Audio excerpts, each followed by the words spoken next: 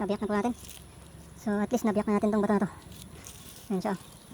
Sinundan lang natin yung crack niya para mas hindi mahirap mabiyak. So ayan, nahati na. Sa sunod yan ay baka kailangan pa nating biyakin na pa ganun. Biyakin nito malaki kasi hindi natin pala kaya yan. Kala ko kakayanin ko, hindi ko kaya. Kailangan biyakin ulit yan para matanggal natin. Ayan, konti-unti lang at hanggang sa matapos natin itong biyakin.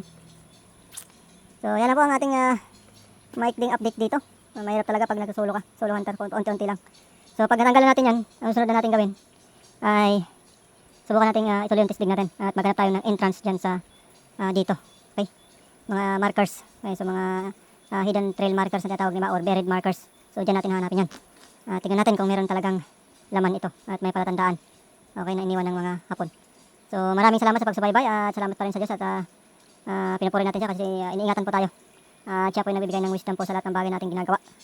At humingi tayo ng wisdom sa kanyang salita. Huwag lang po sa treasure hunting So para mas pagpalain po tayo doon sa salita ng Diyos po. So maraming salamat sa panonood. God bless po sa ating lahat.